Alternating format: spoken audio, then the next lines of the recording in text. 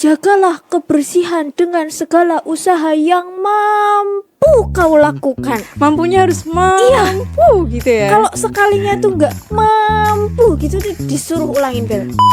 Dan kayaknya kalau dunia digital, media ini dikuasai sama santri itu luar biasa menjawab semua persoalan-persoalan yang makin kesini makin rumit kayaknya ya, Fa. Betul ya. sekali.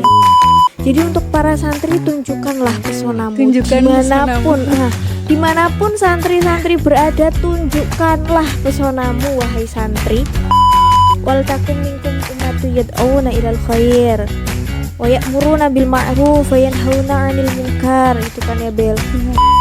Bapak Kiai Haji Sodikin Hadi Prayitno. Dari situ aku sangat-sangat bisa untuk mencintai dakwah gitu. Orang yang buru-buru itu hanya untuk orang-orang yang tidak percaya diri. Betul. Kalau kamu percaya sama diri kamu sendiri, sama mimpi kamu, sama niat-niat baik kamu, insya Allah itu mudah ya Pak ya. Betul sekali Bella.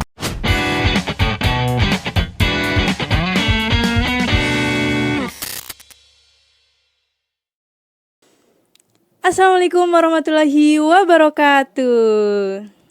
Oke, halo teman-teman, kembali lagi di acara Pojok Santri, podcast yang mengulas seputar kehidupan santri Al-Amin. Kali ini bersama aku Bella Muldiana, dan kali ini aku bersama narasumber keren kita yang berdakwah dengan cinta. Tutur katanya teduh menenangkan jiwa, cerminan gengsi berakhlak mulia. Kita sapa bersama Ustadzah Aufa Amalia. Masya Allah, tabarakallah. Semoga Assalamualaikum. Waalaikumsalam Bella. Tapi semoga doa-doamu itu diijabah ya oleh Allah. Amin. Gimana nih kabarnya Aufa hari ini? Alhamdulillah, luar biasa. Allahu Akbar. Ya udah kayak jargon aja ya. Ya, alhamdulillah sehat Bella. Kamu gimana? Alhamdulillah sehat bahagia. Alhamdulillah. Oke, sebelum kita lanjut ngobrol nih ya, Fa, aku mau ngenalin kamu dulu ke teman-teman, barangkali ada yang belum kenal gitu ya, Fa. Jadi siapa sih Aufa Amalia itu? Beliau ini alumni UIN SAISU Program Studi Komunikasi Penyiaran Islam, meraih gelar sarjana dengan jarak waktu hanya 3,5 tahun dan cum laude. Selain itu, beliau ini merupakan alumni Pondok Pesantren At-Tauhid Al-Islami Andalusia II, dan beliau ini merupakan demisioner Lurah Putri Al-Amin tahun 2025. Dan seperti yang teman-teman tahu, di Instagramnya @iniaufa, beliau ini udah biasa mengisi pengausan gitu ya teman-teman, kayak di acara hitanan atau nikahan begitu. Masya Allah, tabarakallah. Kiranya itu profil singkat beliau ya. Jujur nih Fa, aku bangga banget tahu lihat kamu sampai sekarang ini. Masya Allah, tabarakallah. Semoga bisa bermanfaat. Amin. Semoga juga itu sebenarnya cukup too much ya Bella menyerangnya. Enggak dong. Kayak ya semoga itu doa-doa yang dijabah sama Allah gitu. Amin. Semoga kamu makin bersinar dan makin membumi. Amin, ya Pak ya. Ya Allah, tapi kayaknya nggak bakal mengalahkan sinar matahari sih. Nanti meledak. Oke, meledak. Oke, kali ini kita tuh bakal ngobrolin tentang dunia dakwah ya, Fa ya. Boleh. Akhir-akhir ini tuh kita sering menjumpai sebuah fenomena di mana beliau-beliau yang berdakwah di media sosial, entah itu di Instagram, di TikTok, ternyata banyak dari beliau yang tidak berlatar belakang pondok pesantren dan belum tahu nih sanad keilmuannya bagaimana. Nah, sayangnya lagi yang udah jelas-jelas alumni pesantren misalnya dan udah diakui keilmuannya tidak berani mungkin ya, tidak berani atau kalah familiarnya dengan beliau-beliau yang tadi aku sebutkan. Nah, dengan fenomena tersebut nih, tanggapan Aufa gimana nih, Fa? Oke, baik. Untuk tanggapan aku sendiri ya, Sohib Al-Amin. Jadi terkait mensyiarkan dakwah, mensyiarkan kebaikan, itu kan sebenarnya kewajiban ya bagi seluruh umat Islam gitu. Jadi antara berlatar pondok pesantren atau tidak, tapi jika itu merupakan salah satu dari sebuah kebaikan, kan juga udah dijelasin ya dalam Al-Qur'an, ud'u ila sabili rabbika bil hikmah wal mau'izatil hasanah wajadilhum billati hiya ahsan ila akhir. Intinya kita harus terus menyampaikan sebuah kebaikan dengan cara yang baik, dan kita harus berdebat juga dengan yang baik. Juga disambung lagi, ada dawuh lagi di Al-Qur'an itu, wal takum minkum ummatu yad'una ilal khair wa ya'muruna bil ma'ruf wa yanhauna 'anil munkar. Itu kan ya, Bel. Iya. Jadi kita harus mensyiarkan hal-hal yang baik-baik dan menjauhi hal-hal yang buruk-buruk gitu. Terkait berlatarkan pondok pesantren atau tidak, sebenarnya kalau aku lihat-lihat ya, Bel, karena santri zaman sekarang itu rata-rata itu menganut ilmu padi gitu. Oh iya, semakin Jadi menunduk semakin ya, Fa, ya. berilmu, yang entah inti 20 tahun, 30 tahun mondok gitu, beliau malah semakin menunduk gitu. Iya. Tapi padahal di era sekarang itu kita benar-benar butuh santri yang memiliki keilmuan yang sudah tinggi, yang udah mondok bertahun-tahun, itu untuk tampil dan mensyiarkan keilmuannya gitu.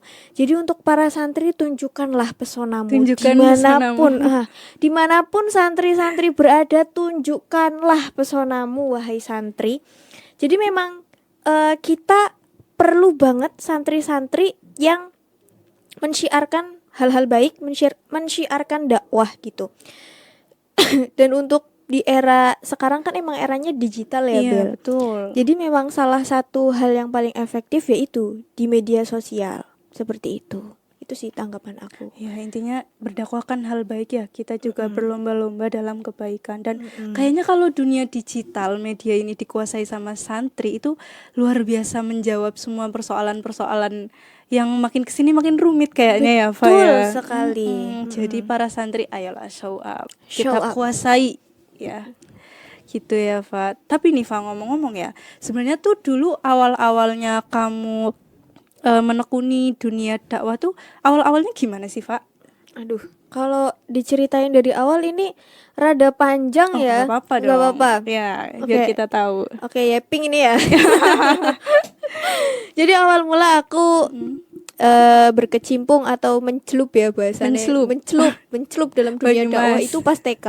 TK, oh dari kecil banget berarti dari Iya. bibitnya itu emang udah ada ya. TK ya, taman kanak-kanak itu. Yang waktu aku masih kanak-kanak. Jadi dulu itu ada salah satu guru aku di TK, menunjuk aku karena aku itu anaknya pecicilan, karena aku anaknya nggak bisa diem dan nggak punya malu. Akhirnya Seanggun ini bilang pecicilan. Oke. akhirnya aku ditunjuk buat ikut beberapa lomba. Waktu itu tuh aku disuruh ikut 5 lomba, Bel. Banyak banget. Ada lomba suruh jadi instruktur senam, suruh sambung ayat, Oke. terus suruh jadi drijen, terus aku suruh ikut paduan suara, terus abis itu yang terakhir aku itu suruh ikut pidato. Oh iya, emang yang paling make sense pidato sih. Kalau instruktur senam tuh kayak gimana gitu, Pak? Tapi belum sampai situ tuh aku suruh ikut lomba satu lagi, Bel. 6 jadinya. Jadinya 6, tapi waktu ke-6 ini aku bilang sama bu guruku, "Bu, kebanyakan deh aku ikut lombanya gitu." Dan karena aku ngomong kayak gitu, akhirnya aku disuruh ikut cuman satu lomba, yaitu lomba pidato. Mungkin ya. kayaknya dulu kalau aku ikut 5-5-nya, aku sekarang udah jadi instruktur senam juga deh, Bel. Multi talent ya, bisa ngundang instruktur senam, bisa jadi ustazah gitu ya. Bisa aja.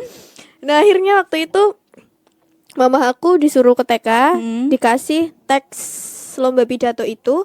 Jadi teksnya itu dari sekolahan kan. Dan teksnya itu 3 lembar, Bel. Banyak 3 ya, lembar berarti seusia itu TK 6 ya? halaman. Dan 6 halaman anak sekecil itu Berkelahi dengan teks pidato. nah, teks pidato 6 halaman. Dan di situ yang takut siapa? Mama aku, Bel.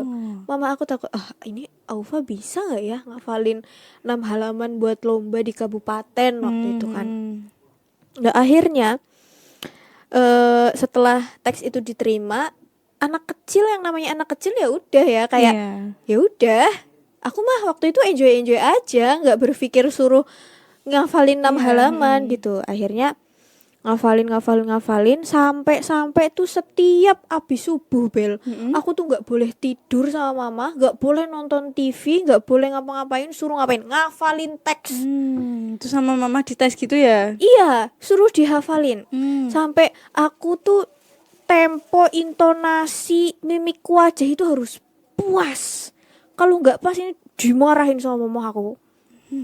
Yang masih ingat sampai sekarang nih. Gimana tuh?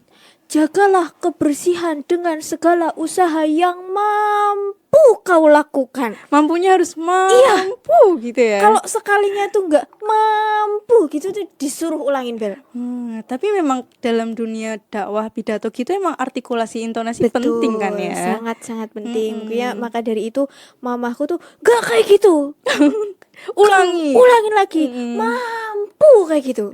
Oke. Dan sekarang baru aku sadari ya, ternyata dunia dakwah tuh dan dalam komunikasi memang harus sangat-sangat berpengaruh. Memang sangat-sangat berpengaruh gitu. Antara artikulasi, tempo, mimik, intonasi, penyampaiannya juga jadi dapat kayak gitu. Dan setelah itu akhirnya aku lomba di kabupaten. Setelah berhari-hari selalu dimarahin karena teksnya itu nggak hafal-hafal.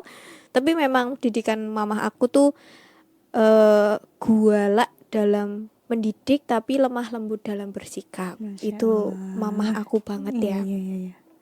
Dan semoga bisa nurun ya mah ke anaknya. Setelah itu aku lomba nih di kabupaten. Alhamdulillahnya dapet juara 2. Oh ya. Keren, karena waktu itu ada satu kalimat yang keceletot ya. Keceletot tuh salah gitu. Oh iya. Banyumas keceletot. Nah, keceletot salah, akhirnya aku juara 2.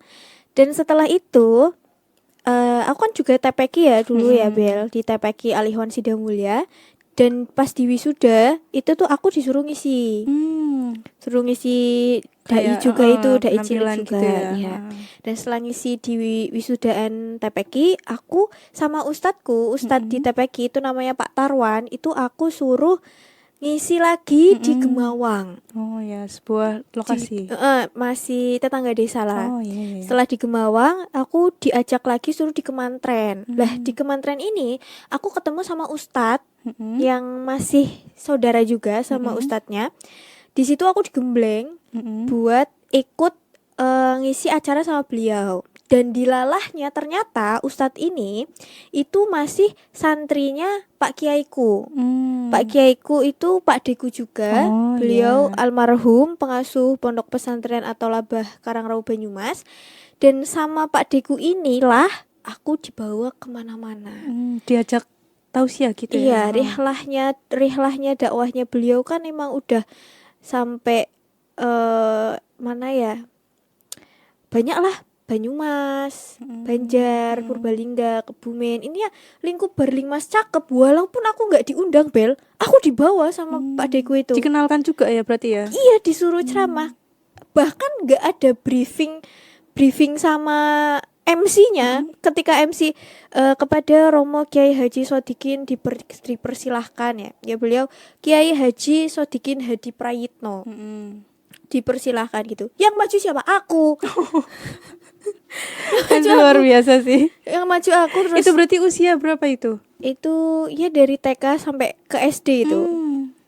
Maju, akhirnya aku dan dari beliau udah sampai Jawa Barat, sampai Masya Allah. Ya pokoknya rihlah kemana beliau dakwah aku di situ ikut. Sampai kalau beliau ada badalan nih atau tabrakan jadwalnya, Pak tolong badalin Pak Kiai besok ya gitu. Luar biasa. Ternyata besoknya ini emang aku udah ada jadwal sendiri gitu. Akhirnya ya gimana caranya aku tetap badalin Pak Deku dan juga datang ke acara kamu sendiri ya gitu. Ya dulu tuh sampai 1 bulan tuh jadwal penuh Bel. Bahkan sehari itu 3 kali. Udah kayak makan ya. Udah kayak makan. Pagi tuh jam 8 sampai sebelum zuhur itu di Karangrau, habis zuhur itu di Rawalo, terus malamnya ke Purbalingga. Kayak gitu. Tapi alhamdulillahnya anak sekecil itu yang udah kemana-mana. Bahkan dulu kan aku sama mamaku sama bapakku tuh naiknya motor Supra. Supra yang bersejarah ya. Supra X ya, masih ada motornya bapak sampai sekarang itu. Itu ke Binangun, nanjak-nanjak jalannya, hujan-hujan. Tapi alhamdulillahnya sesakit-sakitnya aku, sedemam-demamnya aku, semuntah-muntahnya aku, setelah aku naik panggung, aku sembuh, Bel. Masya Allah. Aku sembuh. Kayak obat ya. Iya. Ngaji itu obat ya. Kayak di situ aku meyakini bahwasanya niat baik kamu pasti Allah membantu gitu. Itu yang aku pegang sih sampai sekarang. Dan setelah rihlah-rihlah itu di SD kelas 3 itu posisinya, akhirnya muncullah kekhawatiran dari mamah aku. Oh, kenapa khawatir? Khawatirnya gini, ini Aufa undangannya udah kemana-mana, tapi mamah tuh gak mau kalau Aufa jadi tong kosong berbunyi nyaring gitu. Harus punya bekal ya. Iya gitu. Akhirnya sama Pak Deku, sama mamahku, sama bapakku dibilangin kamu SMP harus mondok. Nah, awal mula juga masuk ke itu Andalus ya. Betul sekali. Masya Allah. Harus mondok gitu. Dan apakah kamu tahu, Bel? Dulu aku pengen banget SMP di Al-Amin. Tapi dulu gitu kan belum ya. ada SMP-nya. Iya, makanya. Karena waktu kelas 4 SD aku tuh pernah satu panggung sama Abah Mukti. Oh. Dan dari situ aku langsung jatuh cinta sama beliau. Jatuh cinta dalam artian mahabbah gitu. Mahabbah ke guru yang pertama kali ketemu gitu. Ya, langsung ya Allah, ini aku pengen banget deh ngaji jadi sama beliau santrinya gitu ya. jadi ngaji sama Abah Mukti gitu. Terus selang beberapa minggu aku sowan lah ke Pondok Pusat. Dulu berarti udah pernah sampai Al-Amin ya? Pernah dulu waktu kelas 4 SD itu. Di sini waktu dulu Pondok Bambu kan terkenalnya di sini. Bangunan berarti baru ada yang bambu itu ya. Betul, ada Pondok Bambu di situ. Terus akhirnya ternyata belum ada SMP-nya.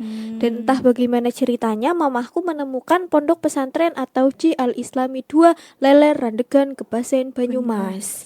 Dan akhirnya aku mondok dan sekolah di situ. Dan aku juga nggak tahu ya, Bel, posisinya Andalus ini baru tahun keempat kan. Aku kan angkatan 4 Andalusia iya, kan. baru ya termasuknya. Baru termasuknya. Tapi nggak tahu gimana mamahku tuh kayak bisa tepat banget gitu. Iya ya, kayak tek gitu ya. Gitu, kayak bisa langsung ke Andalus gitu. Dan Andalus itu juga masih satu sanad kan sama Al-Amin sini iya, gitu. Betul. Jadi sebelum masuk Al-Amin ternyata Allah mengarahkan aku untuk ke Andalus dulu gitu. Memang skenario Allah tuh luar biasa. Luar ya, biasa. Dan waktu awal-awal masuk SMP, masuk pondok itu kan ada aturan 40 hari gak boleh pulang atau dijenguk. Iya, dijenguk. Tapi dilalahnya, Bel, sebelum masuk Andalus itu aku udah nerima jadwal. Udah nerima jadwal H+28 hari setelah aku masuk. Kan belum genap 40 hari. Iya. Akhirnya aku izin lah ke pengurusku. Ini ada jadwal, tapi jadwalnya udah diterima sebelum aku masuk Andalus gitu. Jadi kalau ada orang undang kan biasanya H-1 bulan atau H-2 bulan gitu kan, Bel. Terus akhirnya diizinin. Sampai di situ tanggal 28 aku di pick up enggak tuh. Aku dijemput di pondok. Tapi posisinya enggak pulang ke rumah. Langsung ngawas ya. Iya, langsung ngisi. Habis itu dibalikin lagi ke pondok. Waktu itu udah jam 12:30 malaman lah. Di situ aku bilang, "Mah, bobok di mobil aja lah." Karena emang masih SMP ya. SMP tahu lah, anak kecil SMP suruh mondok gitu. Pertama kali masuk pondok juga aku nangis, Bel. SMP masuk pondok nangis. Aku tutupan sarung kayak nggak betah. Ini apa ini gitu ya. Apa ini gitu. Iya. Terus udah deh. Akhirnya kelas 1 SMP, kelas 2 SMP tuh masih sering isi. Masih sering izin gitu. Tapi di tahun ketiga aku dapet dawuh dari Abah Anam. Kurang lebih dawuhnya kayak gini. Kalau kamu pengen jadi pohon yang tinggi, maka akarnya harus kuat gitu. Ketika kamu pengen jadi pohon yang tinggi pasti kan semakin tinggi semakin Iya, anginnya tuh betul. semakin Kenceng. kencang gitu. Jadi kamu akarnya harus kuat dulu gitu. Di sini dulu gitu ya. Iya, intinya kayak udah kamu fokus dulu cari ilmu, nanti gampang. Masalah dakwah syiar, insya Allah bisa ketika kamu udah Kuat akarnya. kayak gitu. Iya, Entah benar. dari segi keilmuan, mental dan lain sebagainya kayak gitu. Tapi ya walaupun kayak gitu aku ngerasa masih kayak aduh, ini aku belum punya apa-apa ya ternyata sampai sekarang kayak gitu. Emang kayaknya semakin kita menyelami ilmu tuh semakin ngerasa bodoh kali ya, Eva ya, kayak, hah ternyata aku baru segini dan nggak tahu apa-apa nih. Iya, karena aduh gimana ya, kayak Iya. ya kayak gitu Bel, rasanya Mm-mm. belum dapat apa-apa kayak Justru gitu. dengan perasaan kayak gitu kan kita jadi semakin semangat ya Iya ngajinya juga ya. sih bener ya. Semoga ya Bel, Amin, semoga kita amin. selalu diberi kemauan, keingintahuan tentang ilmu apapun itu. Amin ya Allah. Amin ya Allah, amin. Jadi begitulah sejarahnya ya, Eva ya. Sejarahnya dari awal Cukup sampai panjang SMP, ya. SMA, iya. Hingga sekarang dan semoga seterusnya ya, Eva Amin ya Allah, amin amin amin. Nah, tapi ya, Eva, melihat perjalanan panjangmu itu yang dari taman kanak-kanak bahkan ya. Sebenarnya siapa sih role model kamu dalam berdakwah? Kalau role model dari awal ya itu beliau ya, Pak D yang D tadi sendiri, Bapak Kiai Haji Sodikin Hadi Prayitno. Dari situ aku sangat-sangat bisa untuk mencintai dakwah gitu. Karena beliau yang mengenalkan pertama kali ya. Iya, kalau pertama kali mungkin lebih ke mamah ya. Nama. Tapi untuk kayak mengetahui tentang kedalamannya, filosofisnya, rasanya itu tuh di Pak D sih. Kayak gitu. Tapi kalau role model yang lain mah banyak ya, Abah Mukti, Abah Anam, Gus Baha, Iya, terus siapa lagi, Ustazah Gensi mungkin kayak Ning Umi Laila, Ya, Ustazah mungkin kayak Mumpuni, Ustazah Ustazah Mumpuni Nuzul, ya. Gus Ulin. Mm-mm.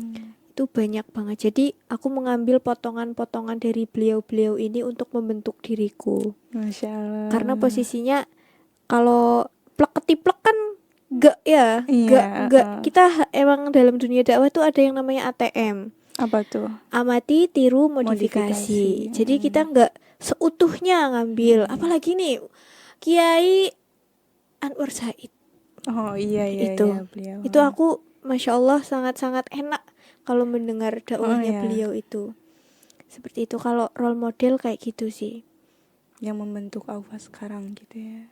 Iya, belum kebentuk juga sih sebenarnya. Dalam proses. Masih dalam proses, Ya, masih dalam banyak proses, kurangnya ya. dan masih perlu banyak yang dipelajari. Long life learning lah ya. Yes. Nah, sebagai seorang Ustazah Gensi ini ya, Ustazah Gensi yang sangat Masya Allah ini, kira-kira rencana kamu ke depannya apa sifat di dunia dakwah ini? Dan di kesibukan kamu yang sangat beragam itu. Beragam ya? Iya sih, memang beragam. Betul. Aku kalau lihat kamu kayak capek banget ya jadi Aufa ya, tapi luar biasa. Itu perlu ditiru semangatnya teman-teman. Allahumma sholli ala sayyidina Muhammad. Tapi disclaimer dulu ya Bel. Sebenarnya panggilan ustazah itu doa ya. Kalau Ya. di dalam diri aku sendiri itu aku masih sangat jauh-jauh untuk menyandang ustazah itu gitu. Baik, Jadi baik. setiap orang, setiap manusia, setiap makhluk yang memanggil aku ustazah itu aku niatkan sebagai doa. Semoga aku bisa menjadi sosok ustazah yang mulia itu. Ustazah itu sangat mulia ya bagi aku, kayak kayaknya aku belum cocok deh menyandang nama ustazah kayak gitu. Tapi nggak apa-apa, itu doa dan aku aminkan itu. Dan kalau rencana kedepannya ya, yang tentunya tetap berdakwah ya, tetap berdakwah, karena ya itu yang aku sampaikan dari awal, sebenarnya dakwah tuh kewajiban seluruh umat Islam. Cuman bedanya rada beda sedikit, aku diberi sesuatu yang rada berbeda gitu, diberi amanah yang rada berbeda, dengan penyampaian yang rada berbeda juga gitu kan, karena memang setiap manusia memiliki cara penyampaiannya masing-masing Iya, gitu kan. betul. Ada yang lewat konten, ada yang lewat tulisan, ada yang lewat bilhal atau perilaku keseharian gitu. Dan mungkin Allah menitipkan aku doyan ngomong gitu ya, doyan ngomong kayak gitu. Jadinya aku menyampaikannya ya dengan gurauan dan pesan-pesan terselempit di dalamnya seperti itu. Mungkin itu juga yang jadi alasan kamu milih prodi komunikasi ya, Pak ya. Betul, bekal juga. komunikasi penyiaran Islam di dalamnya. Gitu ya. Oke, selanjutnya nih, Pak. Pesan kamu buat mereka-mereka yang mungkin udah kuat nih dari segi latar belakang dan keilmuannya, tapi belum berani untuk show up gitu loh, Pak. Sedangkan kadang tuh sebelumnya emang beliau-beliau ini mampu, tapi memang belum show up aja. Kayak teman-teman mungkin atau siapa gitu, Pak, menurut kamu? Yang di awal tadi, Bel, Show pesannya up, ya. tetap sama. Tunjukkan pesonamu, wahai ya, santri gitu gitu. ya. Kayak Ayo teman-teman ya. emang dakwah tuh butuh tekad. Dijulitin itu udah biasa. Yang penting kan isinya kebaikan ya, Pak Betul. ya. Kalau kita niatnya baik, Allah itu nggak mungkin memberikan sesuatu yang tidak baik. Kalau kamu mau, pasti Allah membantu. Itu Dimana pasti. ada kemauan pasti ada jalan ya, Pak ya. Betul sekali, Bella. Jadi untuk para santri dimanapun kamu berada, mulailah tulislah syair-syair yang berilmu. Tulislah kebaikan-kebaikan, quotes-quotes yang bisa membuat orang-orang, oh ternyata aku harus begini ya, oh ternyata aku harus semangat ya, oh ternyata aku harus terus mencari ilmu ya. Seperti itu. Iya, kayak dauhnya Nimia juga begitu. Apa Pernah tuh? kayak gini. Minimal itu dari story WA kamu itu yang bermanfaat loh, Mbak-mbak santri. Betul. Kan kita semua tuh kan setiap hari kesibukan ngaji ya di pondok ya. Ya tinggal ditulis caption-caption hasil ngaji tadi apa, itu kan lebih bermanfaat. Dan itu juga salah satu sekali. cara dakwah ya, Pak ya. Betul sekali dari hal itu. Cuman aku rada gemes loh, Bel. Kenapa tuh? Sama orang-orang yang berpikir kalau ceramah itu adalah sebuah pekerjaan. Aduh, sebenarnya bukan juga ya, Pak Sebenarnya ya, bukan kalau juga. dipikir-pikir. Yang aku tadi bilang di depan itu adalah sebuah kelebihan yang Allah kasih gitu. Cara yang sedikit berbeda gitu dengan yang lain. Cuman kadang aku tuh gemes, misal ada temanku kayak, Pak, ngapain kamu kerja? Kan kamu udah ceramah di mana-mana. Aku pengen Aduh, tak parah iket sih. itu mulutnya Nggak boleh sama kayak aku gitu ya. Kayak ibaratnya ceramah itu bukan sebuah pekerjaan ya, Bel. Bukan lah. Bahkan ketika kita dapat, kadang kan ada pesangon kalau ceramah, dan kadang enggak, kadang kalau kerja itu kan dapat gaji. Ketika kita dapat gaji sama dapat pesangon tuh feel-nya beda, Bel. Gimana tuh? Kalau kita dapat gaji dari kerjaan, itu rasanya plong. Plong karena sebelumnya kita udah kerja dan abis itu belum pernah ngerasain gajian ya. Nggak boleh gitu, Pak. Dan kalau gaji emang tujuannya nyari uang. Iya, nyari uang gitu, nyari uang karena dalam 1 bulan itu kan kita sudah bekerja. Kita sudah cara-caranya menjual skill kita gitu. Terus habis itu di akhir bulan kita digaji. Tapi kalau ketika aku mendapat pesangon dari sebuah dakwah, itu jujur ada rasa takut. Berat Jadi gitu kali ya, Pak. iya, mungkin berat karena ini tanggung jawabnya bukan di dunia gitu. Tanggung jawabnya bukan cuma di dunia, tapi ini juga tanggung jawab di akhirat gitu. Tentang apa yang kamu sampaikan Iya, ya. betul sekali, tentang apa yang aku sampaikan. Jadi ya itu, aku ngerasa beratnya kayak, aduh, ini kira-kira aku amanah gak ya aku menyampaikan apa yang tadi aku sampaikan gitu. Tapi ya itu diniatin buat amal ma'ruf nahi mungkar, karena sesempurna-sempurnanya manusia pasti ada titik tidak sempurnanya. Dan kalau misal kita niatin amal ma'ruf nahi mungkar ya insyaallah berkah gitu. Udah, karena kalau misal kita nunggu kita sempurna tuh nggak akan ketemu nggak bakalan ada sempurnanya kayak gitu. Jadinya ya mulailah berani untuk berbicara di depan orang, mulailah tekadkan hati kamu buat menebarkan sebuah kebaikan. Masya Allah, keren banget itu. sohib aku ini, Masya Allah. Masya Allah, Terus tabarakallah. BTW ya, Fak, aku tuh suka banget tahu konten kamu yang Jadi ya teman-teman, Aufa ini punya seorang content creator. Kalian cek aja Instagramnya ya teman-teman. Dan aku tuh paling suka postingan Aufa yang sampai sama kamu captionnya kayak gini, requestannya @bella_muldiana kayak gitu. Yang kayak gini teman-teman. Menungso urip ning alam dunya. Lanjutin dong Pak. Dilanjutin nih. Pengen denger gak sih teman-teman? Aduh, ya Allah. Oke. Malu aku ini. Manungso urip ning alam dunya, wajib usaha kelawan tungo, hasil ora maksud kang den sejo, gumantung kersane sing maha kuwasa. Manungso urip dititah podo, bondo dunya dijatah beda, mula ati kudu tansah nrimo, ora usah meri-meri marang konco. Masya Allah. Dengerin teman-teman, ora usah meri-meri marang konco. Aku tuh suka banget syair ini tuh kayak jadi pepeling buat kita. Tahu nggak pepeling teman-teman? Gen Z tuh harus belajar Jawa ya, karena kalau dijelasin pakai bahasa Jawa tuh lebih ngena gitu loh, Fa. Ya nggak sih? Kalau kita ngos ibris sama abah kan pakai bahasa Jawa ya, pegon ya, itu lebih ngena teman-teman. Kayak syair ini tadi itu kayak ngingetin kita loh, ayo lo eling lo gitu. Ya nggak sih, Fa? Betul sekali, pepeling. Pepeling betul. Oke. Terakhir nih, Ustazahku, aku mau closing statement ya. Iya. Boleh closing statementnya, Pak? Oke, boleh. Closing statementnya singkat, padat, dan memikat. Wih, apa tuh jadi pengen dengerin? Ini singkat banget sih bagi Ya, aku. apa tuh? Buat teman-teman semuanya dimanapun Sohib Al-Amin berada, untuk semua Sohib Al-Amin dimanapun kalian berada, sesuatu hal yang indah akan datang saat kita merasa tenang. Saat kita merasa tenang. Iya.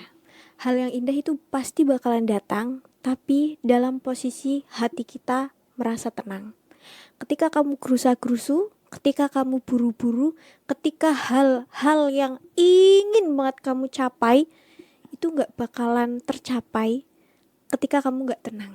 Masya Allah. Itu closing statement dari aku. Jadi buat santri, buat teman-teman dimanapun teman-teman berada, ketika mencari ilmu, ketika sedang dalam proses, ketika sedang menghadapi segala ujian yang ada di dunia, kuncinya satu, tenang. Husnudzon sama Allah, pasti ini semuanya ada hikmahnya, semuanya ada jalan keluarnya, dan semuanya pasti diberikan yang terbaik sama Allah. Karena kita punya rencana, tapi Allah adalah sebaik-baiknya perencana. Masya Allah, setuju. Aku juga pernah dengar yang kalimat kayak gini, orang yang buru-buru itu hanya untuk orang-orang yang tidak percaya diri. Betul. Kalau kamu percaya sama diri kamu sendiri, sama mimpi kamu, sama niat-niat baik kamu, insya Allah dipermudah ya Pak ya. Betul sekali Bella. Oke, mungkin itu obrolan kita yang cukup ngalor ngidul, tapi Ngetan ngulon. ya, semoga banyak manfaatnya yang bisa diambil ya teman-teman. Aku Bella Muldiana dan sohib aku Aufa Amalia. Mohon maaf bila banyak tutur kata yang kurang berkenan. Kami pamit undur diri. Wassalamualaikum warahmatullahi wabarakatuh. Waalaikumsalam warahmatullahi wabarakatuh. Yeay.